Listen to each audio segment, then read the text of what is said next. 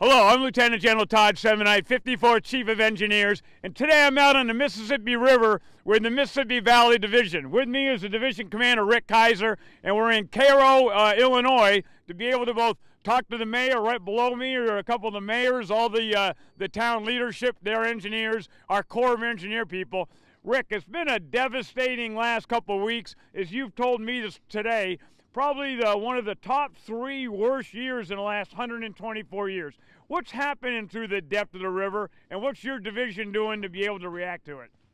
Yeah, thanks, sir. So we've been in a really wet period, and if you look at the, if you take the Mississippi River right down the middle of the United States and look at everything to the east of it, this is the wettest that half of the country's been in aggregate for about 124 years. Wow. From August to January. So it's just super wet. The ground saturation is the most saturated it's been in the last 25 years. And right here at Cairo, Illinois, on the Ohio River portion of it, if you look to the gauge, Yep. we're at 56.5 feet. That is the 3rd highest it's ever been in Cairo since we've measured it. And the other 2 times it was 1937, it was higher, and 2011. So we're just in a really wet period right now. Rick, and the other thing, everybody thinks of the Mississippi all the way from the north to the south, but most of the time you get about 50% of your water in from the Ohio. But as Mike talked to me this morning, there's the last couple of weeks, you've gotten even over 60% coming in right here where these 2 rivers come together. Is that right? That's correct, sir. And most of the time you get 50% from the Ohio, an additional 10% from the Cumberland and the Tennessee River. In this particular flood event, we're actually in the 70% range. So we've got a lot of water coming down the Ohio River, as you can see. We're fortunate right now that the Mississippi River is a little bit low, but we've still got snow melt to come in the future. We're going to talk about Mike and Memphis in a minute, but you really have to work this all together. You work with General Toy and LRD, and then all your districts watch this thing all the way as it comes on down through. So Mike, you're the commander of the great Memphis District. I'm really glad to be out here, really impressed by your people today and their reaction. So talk to us a little bit about flood fighting, and if there's some things you want to talk about standing right here on how do you able to react to this, what would you want the people in the Corps to know? Right, so there are 476 people in the Memphis District as of today.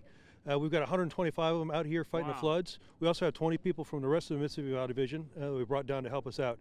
The news today is that this is the 3rd highest ever recorded on the river, and there's no news.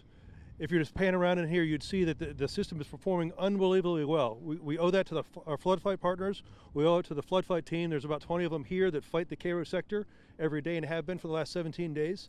And we owe it to the congressional delegation that has funded us. In this particular area, about $35 million worth of funds have gone in to protect this system and the entire MRT system south of here. And it's reacting as you would expect it to then? It's performing as we hoped. So this is devastating. We're up about maybe 10 feet. I'm going to ask the cameraman, what's the bridge up here, Mike, on this side? And just kind of look at the water and then kind of describe what would it have looked like in the middle of maybe summer here with no flood.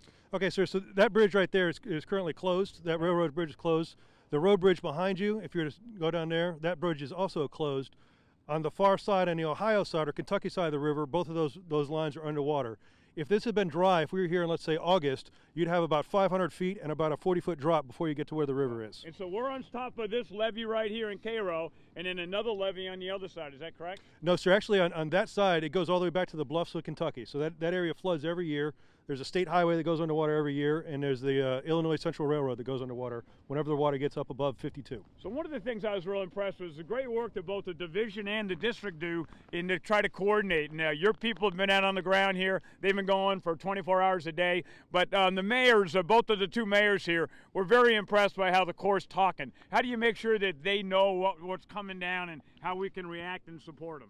Well, the first thing is the flood fight team that you met down there. So they're out here 24 hours a day, 7 days a week, and they have been for generations. Wow. The second thing is that every day we invite them to participate in one of our flood fight updates. And so all those folks that you talk to down there call in every day and participate that way. And then the third thing is these visits like us. So General Kaiser's been up here last week. We were up here this week. I was up here the week before. Yeah. We spent a lot of time and a lot of focus on building these relationships before the flood fight comes, so that when it comes, we're ready and we know what's happening. Yeah, so Mike, I think you hit it really good at the end. We talk in the Corps all the time about building things with concrete and steel, but you know, Rick, probably the most important thing we're going to do is maintain these relationships. And what you said, the fact that this is devastating down here with all this water, but the fact that it's calm. I can feel just the confidence in the voices of the people who are working this and the reassurance of the mayor that it's a good team. So just wanted to be able to congratulate the great Memphis District and all they do. Rick, thanks to the rest of your team. Very, very high water, but I'm very, very proud the whole team's doing. General Semonite on the road again on the Mississippi River.